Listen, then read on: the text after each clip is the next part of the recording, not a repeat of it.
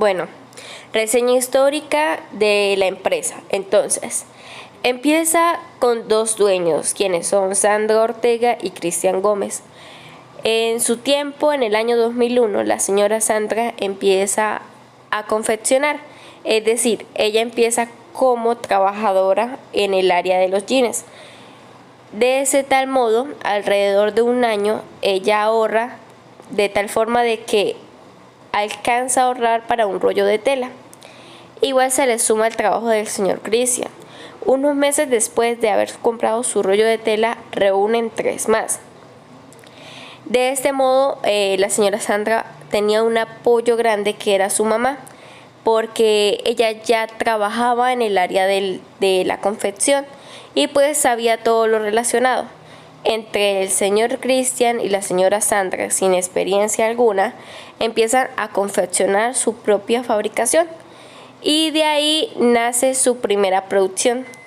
Fue una producción alrededor de 200 pantalones de una sola referencia y así sucesivamente. Su plan de negocio pues era vender, como su mamá sabía cuáles eran los clientes y cuáles eran las ventajas, pues pudo venderse los productos de una manera muy exitosa. ¿Cuál era su inspiración? La pareja pues ya tenía sus ganas de emprender y demás, entonces ya ver que tenía un buen resultado, ellos lo que hicieron fue alrededor del año 2003-2004 ahorrar lo suficientemente para comprarse alrededor de 10 rollos de tela.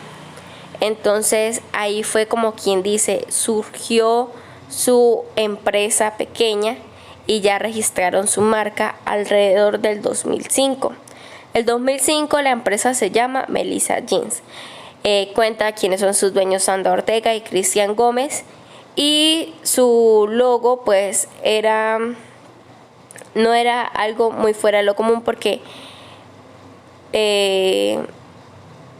anteriormente no era que se miraba mucho el diseño de la producción. Entonces, la empresa nace en Ureña, estado Táchira, Venezuela, y principalmente pues se ubicaba en el sector de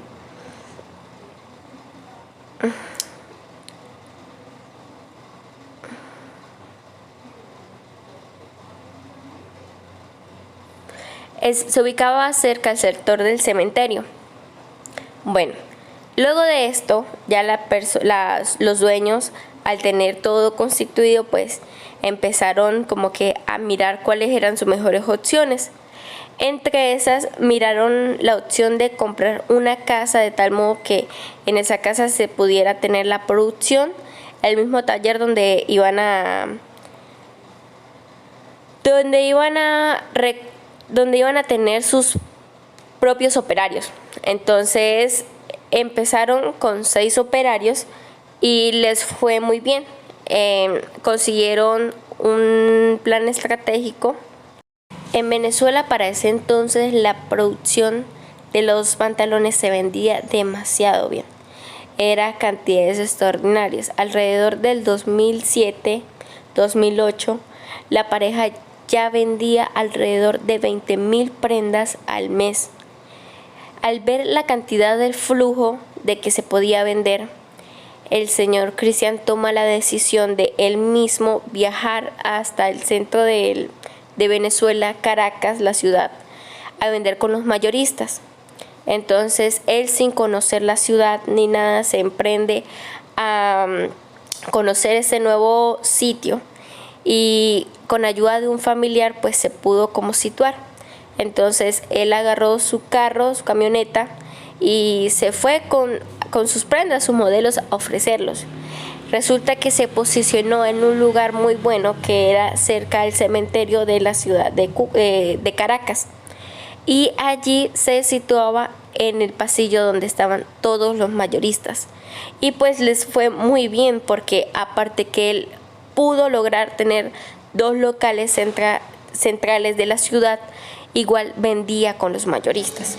Entonces les fue demasiado excelente. Ese por un lado. En las confecciones es importante saber quién es el cortador. El cortador es una figura importante en ese sentido, porque es él quien diseña algo exclusivo, algo que no está, algo que le vaya a gustar a la gente. Entonces, en su momento, hubo un señor que los ayudó mucho, era un experto. Sacaba prendas, tanto bragas, chores, pantalones, bragachor, chalecos, gorros, todo con confección de jean. Y pues fue algo que brutalmente pegó mucho. En ese tiempo, Ureña se considera un pueblo productor de fabricación de jeans. Entonces, el señor cortador se ideó una idea de unas chores que fueran faldita y se le llamó, bueno, bragachor.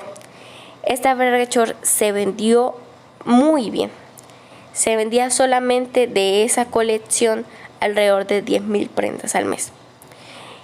Al ver esta idea innovadora, muchas empresas quisieron también tomar este tipo de modelo. Sin embargo, nuestra empresa fue la que tomó el liderazgo y pues fue muy bien. Alrededor del 2010, 2011, la empresa igual seguía en su mayor esplendor, vendían demasiadas prendas. El señor Cristian era quien tenía la supervisión de las ventas al por mayor y la señora Sandra era quien vigilaba su taller. Su taller constaba alrededor de 20 trabajadores, quienes en esas contaban con personas especializadas tanto como en ojal, en pasadores, en presillas, bordadores y demás. Tuvieron unos planes estratégicos de alianzas con los bordados, quienes eran empresas también igual al mayor, y pues sus costos eran menores a las otras empresas. E igual la lavandería también tuvo un rol importante porque la mamá de la señora Sandra era dueña de una lavandería y pues igual los costos eran más bajos, entonces se daba cantidad de producción y a un costo menor.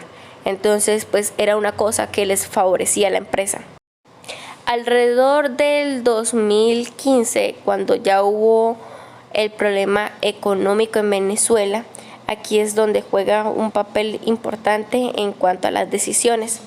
La familia ya había comprado otra casa donde tenía todo su taller y pues aquí es donde juega algo importante. La familia contaba con camionetas, una finca, 2 motos, 2 casas. Al raíz de la inflación, vamos a colocarle un ejemplo así. Para hacer 100 prendas, usted necesitaba un capital de, pongámosle en pesos colombianos, 600.000 pesos, para usted hacer 100 prendas, con su margen de ganancia y todo. Entonces, el señor Cristian se iba a venderlos. Y sí, recogía todo el dinero, los 600.000 pesos. Pongámosle que alrededor de ganancias fueran, completémoslo, a 900.000 pesos. Cuando volvíamos a hacer esas 100 prendas, el capital que se requería ya no era 600, sino nos pedían 800. O sea, solamente le ganábamos 100 para poder producir esa misma cantidad. Tiempo más tarde, estamos hablando alrededor de meses, ya no se podía porque la tela ya no llegaba en precios de bolívares, sino era en precios de dólar, y el dólar subía y bajaba. Entonces, cuando podíamos hacer las 100 prendas, se podían vender. El problema era que cuando usted volvía a hacer esas 100 prendas, necesitaba más de lo que recogía anteriormente. Si se recogía 1.000.000 de pesos, usted necesitaba 1.200.000 para volver a hacer esas 100 prendas. Entonces, ese problema de la inflación llevó a la empresa Melissa Jeans a recaer.